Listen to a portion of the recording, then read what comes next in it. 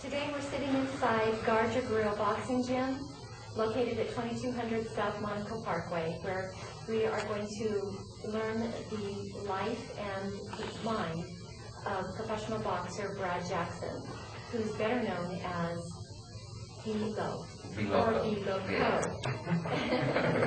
We'll find out what the nickname came from, what jump-started Brad's fascination into boxing, and what made him a professional boxer. So, good evening, Brad. Thank you so much for having me, and so that I can learn more about your experience and what got you to your professional boxing career. Yeah. I'm excited. Brad, I understand you were actually raised in, or you were born in Rock Springs, Wyoming, and then you came to Denver with your mom, Carolyn. Did your mom actually support your boxing career? Yeah, she does. She supports anything if I'm doing it good. If I'm doing good at it, it don't matter. Just as long as I do good, not bad. Good, good. What, as a young boy, young boys always have this fascination of what they want to be when they grow up. Was boxing part of that fascination? Or when you were growing up, did you say, I want to be a boxer? No, not at all. That was probably the farthest thing from my mind. But I was always fighting in the streets, so, I was always fighting around the block or whatever. So, and boxing with my friends in the basement. So, I guess looking back at it now, it all ended up to be, what I was meant to do. As long as I was successful, it didn't matter. You were always driven to have that success. Yeah. At what age did you decide you wanted to be boxing, and why did you decide you wanted to be a boxer? Well, I asked my mom, I remember. It was after a fight. I can't remember who it was, but I asked my mom if I could box, because my grandpa boxed. So it's in my blood. And she told me no, and there's nothing I could do. I was just like, all right, man, and then 20 years later, I ended up becoming a boxer, anyway. Wow, that's interesting. So, how old are you? 35. So, you've been at this for a while. Yeah. And are you still loving it as much as you did when you first started? When I first started it, I loved it. I liked it. Basketball was my passion because I always wanted to try to go out and try to be an NBA player, But even though I didn't go to high school or college, I was like, when I was in the streets, I don't care. I'm still going to go to the NBA, still training by myself. I was like, I don't care what nobody says. And they'd be like, yeah, right, Brad, going to the NBA. And then when I woke up, when I was 27, and Angel woke me up. I was at my mom's house because me and my baby's mama was fighting, and I was staying with my mom. And Angel woke me up and was like, "It's time for you to start boxing." And then I was like, And then I called my baby's mama because we was talking, and I was like, "Come get me and take me to the gym." And that's when we went to 20th.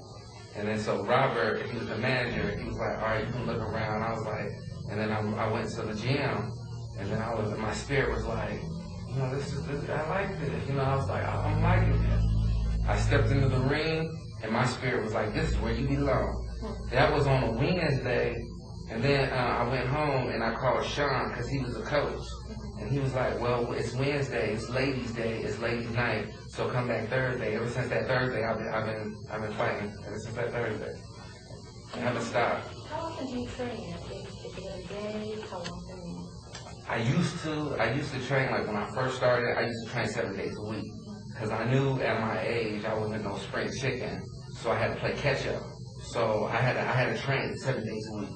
And Rolando here, he would come in on his time, on his own free time. And that's when we train 7 days a week. Every single day. Every month for a good 4 or 5 years. Because I knew I had to play catch up. And I used to hate it. I used to be like, man, I got to spar today. Like, I'm like, it was kind of, but my spirit was like, this is what you have to do. Brad, do you still love, you started a while ago and you really obviously weren't sure if this was what you wanted to do, but do you still love what you're doing? Yeah, I definitely love it.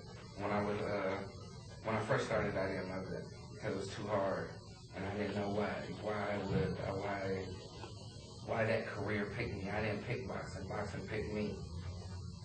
But I knew it was the quickest way to make $1 million legally and for me to be set. Because I mean, I didn't go to school, I didn't go to college, so that kind of world is hard. The corporate world is hard when you don't have that kind of high education. So it's gonna be just too hard of a world. And the Army wouldn't accept me, and I couldn't get no job at no Wendy's because I was too qualified. You know, I was like, man, I have to box. I have to make this successful.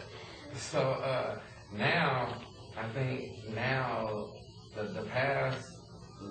end of 2010, like around October, November, that's when I woke up and I actually loved it. I woke up and I was like, I love boxing because I understand it now. I didn't understand it. I didn't understand the movements, the science of it, and then one day it just hit me. And every great person knows, it just hits you. Mm-hmm.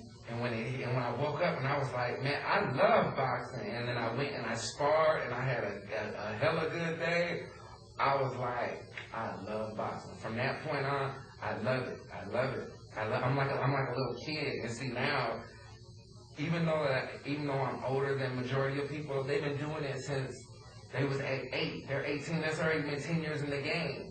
I'm like a little newborn kid. Like, it's great. It's fun. I get excited now. I'm like, I can't wait till I fight next time.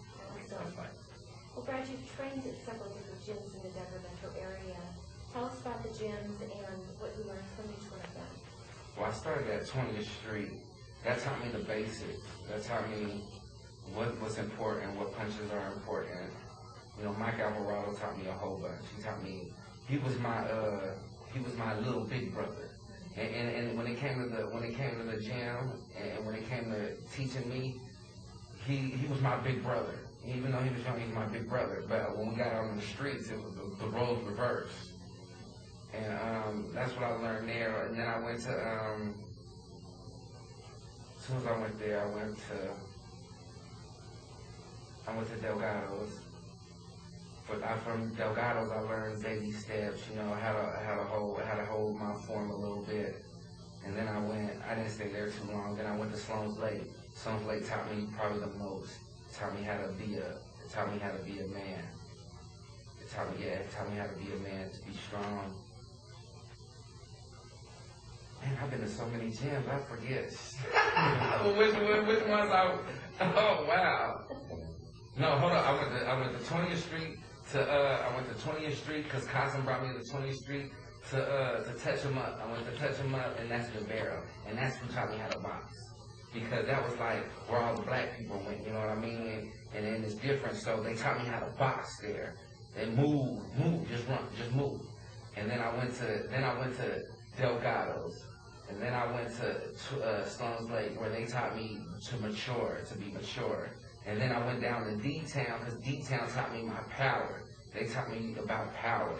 And then I went to LA Boxing, to where I learned how to train people and how to mature in the game. And then I went back to touch them up. And I've been there since, and then I got my own place. It sounds like each one of these gyms gave you little bits of the basics. Yeah. That built on why you're a professional now. Exactly. That's exciting. So tell us about one of the boxing matches that is really memorable to you.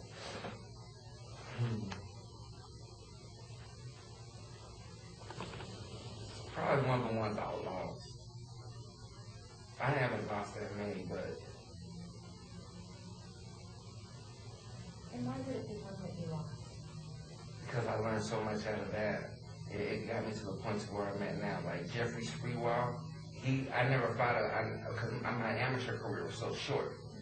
He taught me how to, he was a bully, because he knew I had a right hand. So he just bullied me, just roughed me up. And I lost because he roughed me up. That's how I lost. And then the second time I lost, I fought against David Marquez. That was a controversial loss. And what had happened at the end of the 10 seconds, he had hit me. And then my trainer, DeVero, at the time, he used to have us look at the waist. So I was looking at his waist, and he was a southpaw, and he threw a straight left. And it said, boom, and I got high. The last 10 seconds, I was like, boom. That was the first time I ever